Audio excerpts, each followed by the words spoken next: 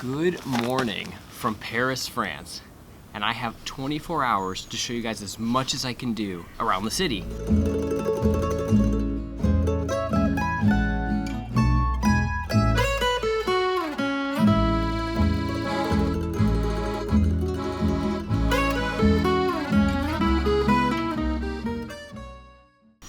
So you might be asking yourself, why am I in a cemetery to start our day off? Well, it is 8 a.m. I think the best place to start is right here in the Pere-Lachaise Cemetery, the biggest cemetery that they have all around Paris. But there's two specific things I'm here for. Anybody who knows me knows that I love wildlife, and I look for it anywhere I go. And I thought, well, okay, what can you find in a city? Here you can find both weasels and foxes. Best times to find them? Early morning, late at night. You can't come in early morning or late at night, so this is about the best I could do. Let's see if we can find some foxes and weasels. It should be a pretty good time, but it's gonna be pretty hectic. So let's go. Wow, this is the most picturesque cemetery I've ever been in. If you think of cemeteries, like in the shows and the movies, this is exactly what you would expect. So cool. I'm excited that I came here first. I know it's a bigger cemetery and it's a pretty common place for people to go to when they tour here, but super happy that I came over so far. No foxes or weasels yet. We'll get there. Guys just hanging out, huh? Okay, bye-bye, sorry. So one of the positives of coming this early at 8 a.m. is that there's nobody here. It's like 9-ish right now, and I'm starting to see people kind of trickle in, walk on by. So if you really want to get it to yourself, come here at 8. One other thing though, it's you and then all of the construction and like landscaping crew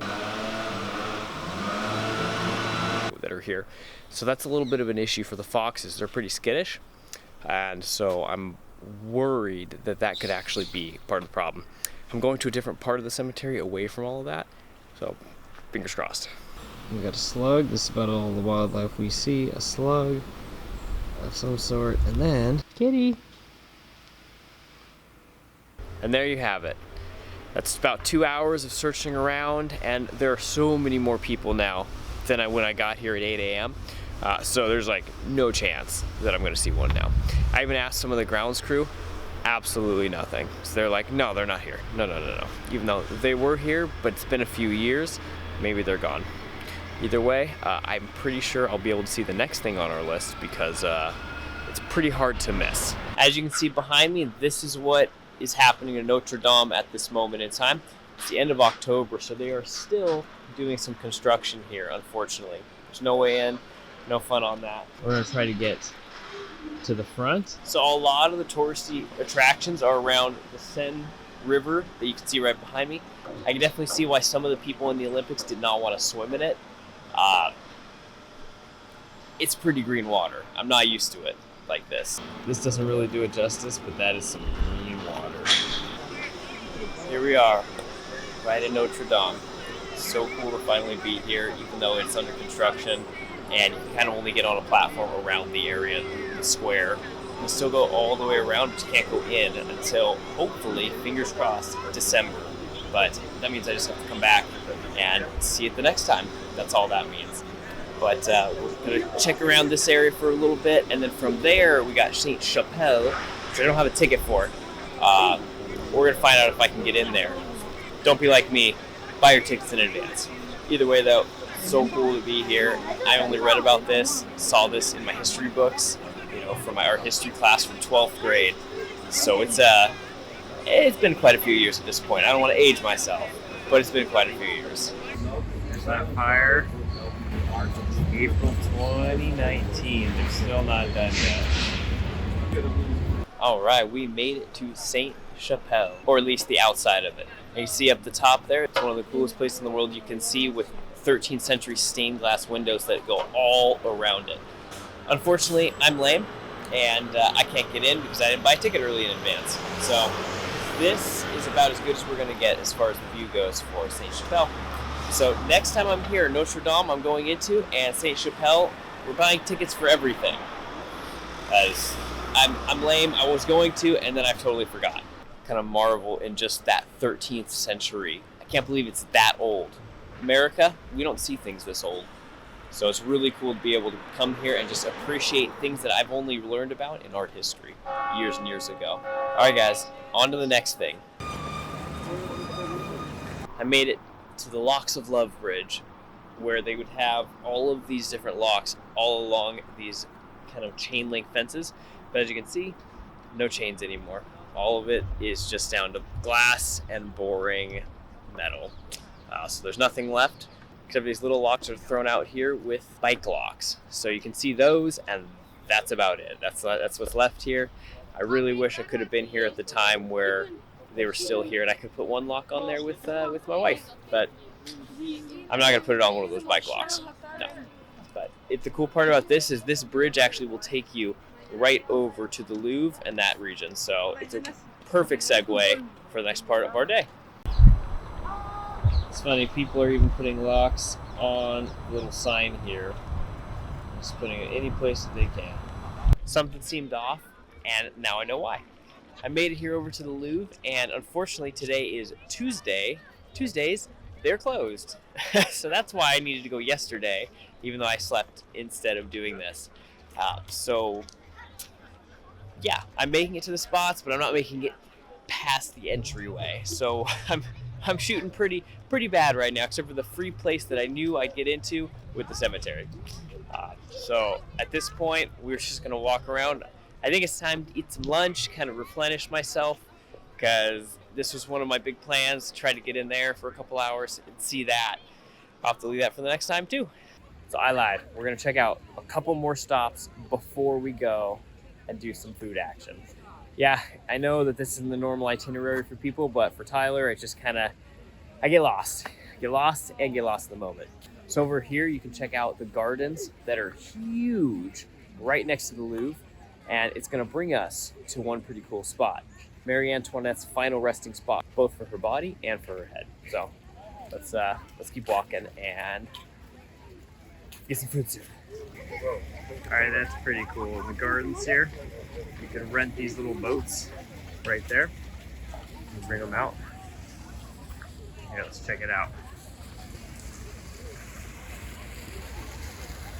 You can do remote control boat races if you want to. Yeah, it's pretty cool. Go to the shark there. It's crazy to think that right behind me, many public executions occurred via guillotine. Ugh, that's a way to go for sure. But one of the biggest ones, the most notable, Marie Antoinette, lost her head right behind me. It's just crazy that this is where a lot of history happened. It was time to try a world-famous croissant from Paris. I was so excited, and this place looked pretty nice. Okay, guys, we got our first croissant. The T is silent, I guess. I don't really have a lot of chairs or tables to sit around, but let's taste it the first time.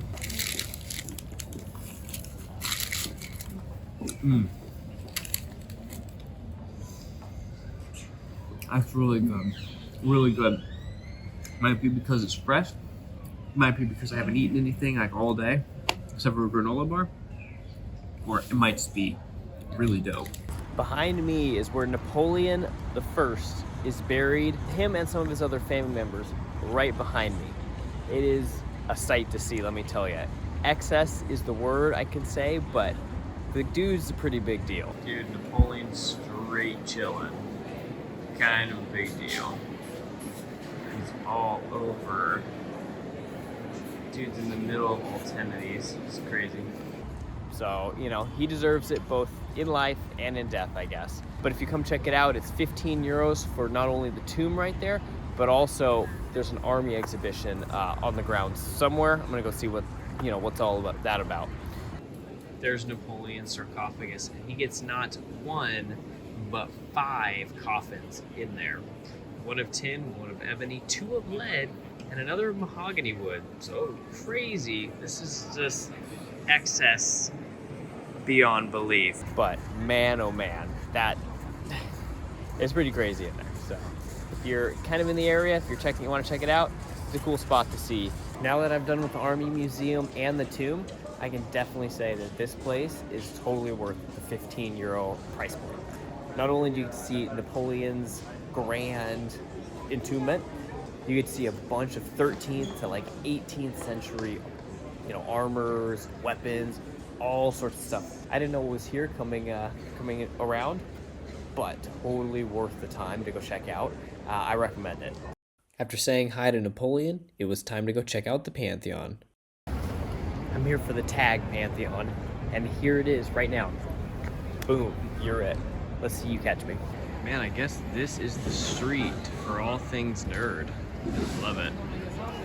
It's stuff like this that I love, just wandering aimlessly. That's how you find these things. So that's pretty excited about this.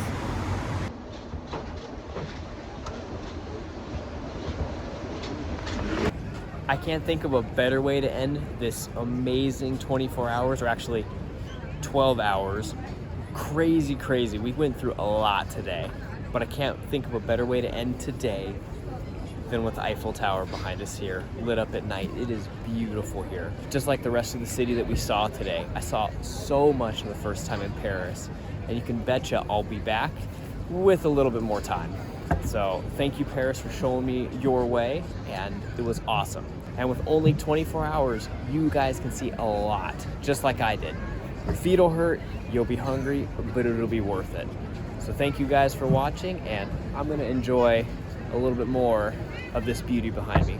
So I'll see you guys in the next one.